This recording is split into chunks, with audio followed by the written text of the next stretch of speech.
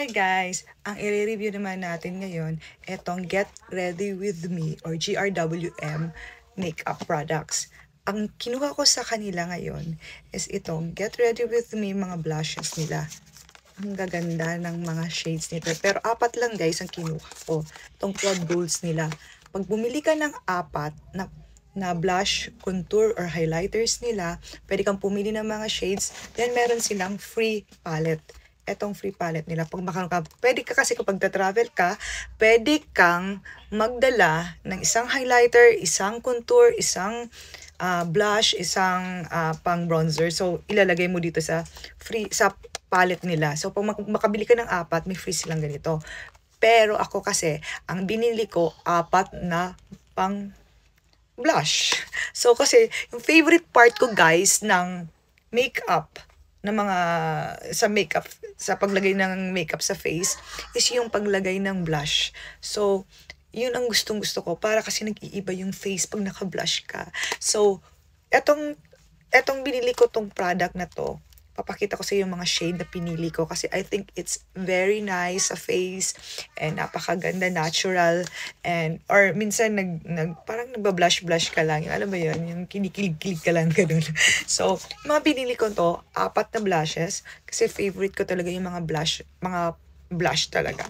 So, to guys, yung una kong papakita sa inyo ang shade ng Mantra.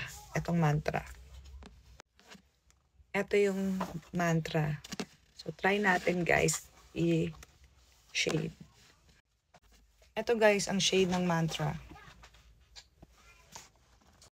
Guys, ito naman yung shade ng Nami. Bongga. Guys, ito naman yung sa No Shame. Pangatlo, No Shame. Ito yung color. Girly.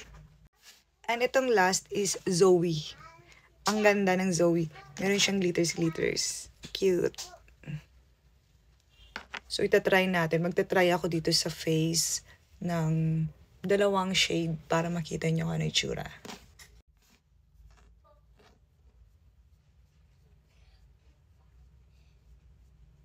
Ito guys, No Shame.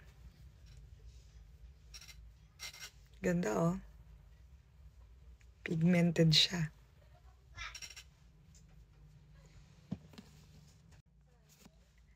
Ito kabila guys is Zoe.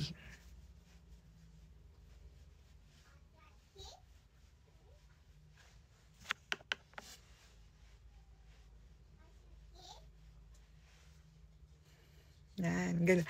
Si Zoe, parang may glitter siya and parang may highlighter na kasama. Tapos to, medyo matte si No Shame. Diba? Magkaiba guys tong shade nila. Next naman natin guys, i-open na natin tong kanilang palette. Ito ang itsura ng kanilang free palette. Yan, putas-putas. So, ilalagay na natin yung mga binili nating blush dito.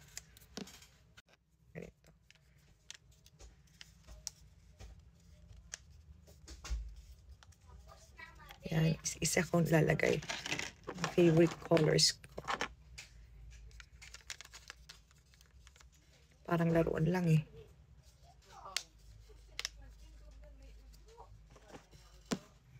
Yan na guys, ang ganda-ganda. May mirror din sila. May mirror din to. Hindi ko pa siya nabubuksan.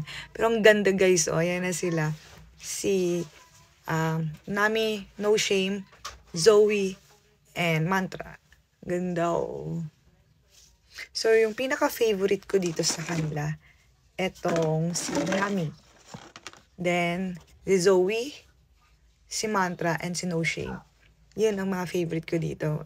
Nung nakita ko yung mga shades nila. Ayan oh.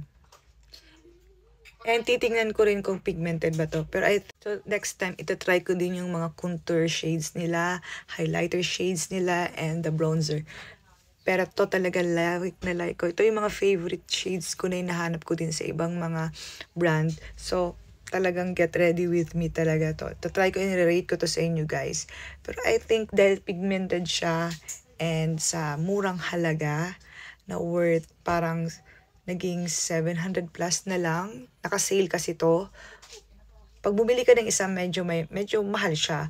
Pero pag binili mo na tong 4 and free pallet na rin, nasa 700 pesos na siya. Kasi naka-promo siya nung nabili ko to. So, super happy kasi nagpo-promo naman sila eh. So, ang gandang-ganda. Nandyan na yung 4 na shades. Pwede ka namang pumili ng contour na lang to instead of puro blushes. Ilagay mo yung contour, yung highlighter or bronzer. Pwede. Pero kasi pinili ko talaga, mahilig talaga ako sa blush. So, eto yung mga pinili kong colors kasi I really like this. And super happy and super nice na pigmented siya. And I think tatagal to during my clinic hours. So, yun lang guys. Thank you. Sa susunod na naman nating review. Bye!